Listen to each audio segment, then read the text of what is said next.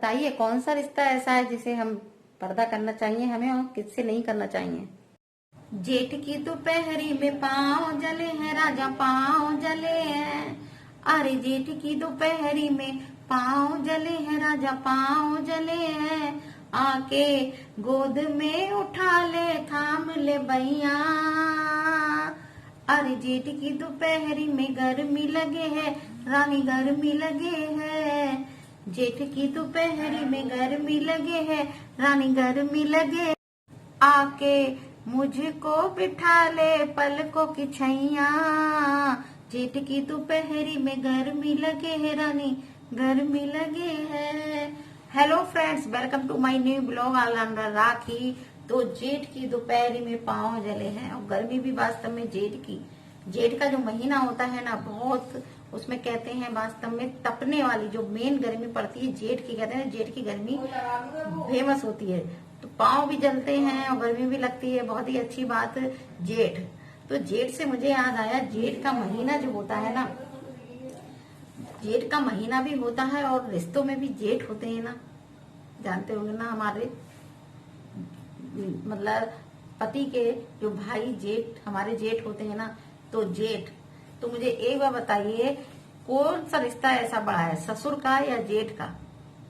बताइए कौन सा रिश्ता बड़ा है, ससुर का या जेठ का? और पर्दा हमें किस रिश्ते से करना चाहिए, ससुर से या जेठ से? बताइए, सोचिए। सोचा ना? यस, ससुर से जेठ का रिश्ता बड़ा होता है। तभी तो कहते हैं पहले के लोग, हमारे टाइम में, अब आजकल तो पर्दा भी नहीं है, पहले के टाइम में लोग कहते थे ससुर से एक बार को पर्दा मत करो, लेकिन जेठ के सामने पर्दा करना चाहिए, क्योंकि जेठ का दर्जा बहुत बड़ा माना गया है। जेठ कभी भी छोटा नहीं होता है और ससुर छोटा हो सकते हैं। ससुर कैसे? क्योंकि पहले के टाइम में जल्दी मैरिज हो जाती थी, जल्दी बच्चे हो जाते थे, और पहले कहते थे ना, दामाद और सास थोड़ी उम्र के फासले से लगते थे, जवान सास लगती थी पहले के टाइम में। तो कहते हैं पहले की बहुओं का ससुर तो गोद में खिलाए हैं बहुओं ने, लेकिन जेठ कभी भी गोद में कोई नहीं खिलाया। जेठ का दर्जा हमेशा बड़ा ही रहता है। तो ससुर गोद में खिलाए हुए होते हैं, लेकिन जेठ नहीं खा सकते, क्योंकि जेठ तो जेठ ही है। इसलिए ससुर से ज्यादा जेठ का पर्दा होता है, मान सम्मान होता है जेठ का, है ना। तो इससे मुझे जेठ और उससे भी याद आया, पता है जब मेरी मैरिज के लिए, जब मैरिज मेरी नहीं हुई थी, तो पता है मुझे बहुत शौक था कि मेरे परिवार में जैसे मुझे घर ऐसा मिले जहाँ देवर जेठ और सब, मुझे बहुत शौक था देवर जेठ मतलब वो परिवार पूरा हो। लेकिन ना, और मैं 9 बहन भाइयों से मैं के साथ रह करके आई, तो मुझे ना यहाँ पर बहुत अकेलापन लगा, क्योंकि अनूप अकेले हैं, ठीक है ना। और अकेले फिर घरों में ना, हमारे घर तो काफी 9 बहन भाइयों में से इतना हुड़दंग और सब होता था, तो अकेला। लेकिन मुझे यहाँ पर जेठ और देवर कोई भी नहीं मिले, ठीक है ना। मेरे देवर थे 2 साल पहले, मेरी शादी से 2 साल पहले उनकी डेथ हो गई थी। 24 ईयर्स के थे वो।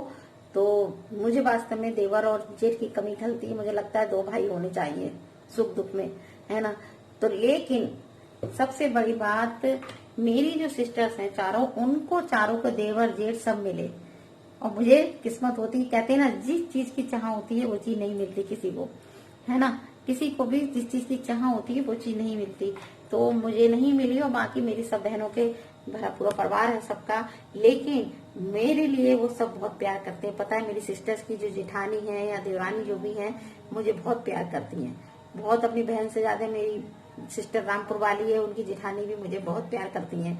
और मेरी बबीता सिस्टर है गजरौला वाली थी, मतलब उसकी जेठानी भी मुझे बिल्कुल अपनी छोटी बहन की तरह प्यार करती हैं, बहुत ज्यादा मुझे प्यार करती है, बबीता से ज्यादा चाहती हैं। कहती हैं तू तो मेरी छोटी बहन की तरह बहुत ज्यादा प्यार करती हैं। और उनकी बेटियां भी तीनों, पलक पायल पल्लव, तीनों बेटियां भी उन्हें मुझे अपनी मौसी की तरह ही प्यार करती हैं, सेम।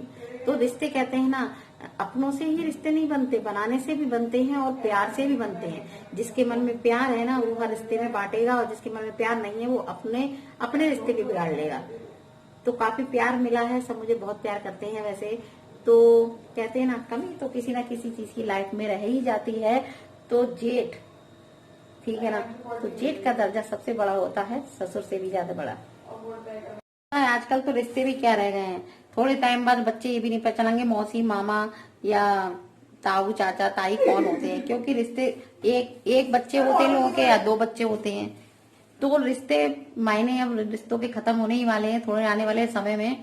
कोई भी नहीं पहचानेगा कि मौसी कौन होते थे या मामा ताऊ चाचा होते कौन थे। बहुत कम, वास्तव में पहले के समय में कितना भरा पूरा परिवार होता था, किसी के 8-8 9-9 10-10 बच्चे से कम नहीं होते थे, अपने ही घर के लोग इकट्ठे हो जाते थे। आज भी ऐसा लगता था कि बहुत बारात सी हो, है ना। जब हम भी 9 भाई हैं, जब सब बच्चे उनके और हम सब मिलते हैं तो हमारे ही परिवार में 30-40 लोग हो जाते हैं, किसी को बुलाने की जरूरत ही नहीं है, खुद ही मस्ती कर लो। मेरा आपकी कृपा से और सब काम हो रहा है, करते हो तुम कन्हैया मेरा नाम हो रहा है, मेरा आपकी कृपा से और सब काम हो रहा है। जय कन्हैया लाल की। समय बज रहा है 8:30 और मैं किचन में देखिए मेरे छोले उबल रहे हैं, छोले उबाल रही हूँ इसमें। और ये मेहुल रात कह रहे थे मोमो, तो ये सोयाबीन की कीमा है और ये पत्ता गोभी और शिमला मिर्च चॉप की हुई है, इसको थोड़ा हम भूनेंगे निचोड़ करके।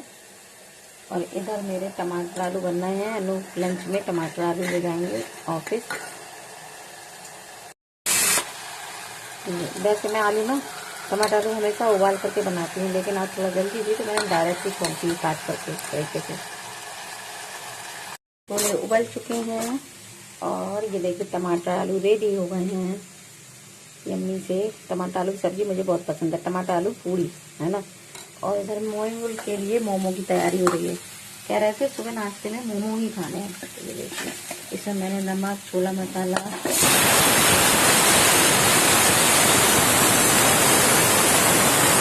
चटनी की तैयारी है, टमाटर है, मिर्च है और लहसुन है।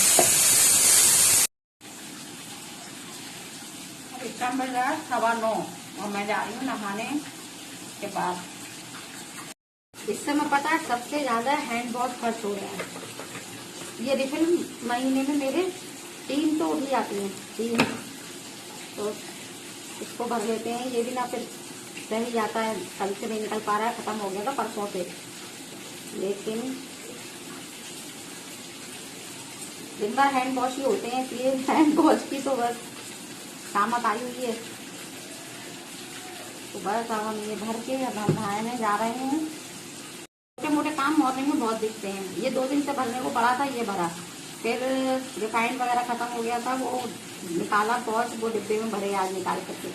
तो ये काम ना 1-2 दिन तो कर जाते हैं, फिर आलस आ जाता है। फिर आज मैंने कहा इसको भरी दूँ, 2 दिन खत्म हो गया था ये। और अब मैं नहा चुकी हूँ, अब मैं पूजा करूंगी। और अभी बज गया है 9:30। अभी मेहुल सो रहे हैं क्योंकि रात में ना बहुत लेट हम लोग सो जाते हैं, सभी लोगों का समय ऐसे 12-1 बज रहा है।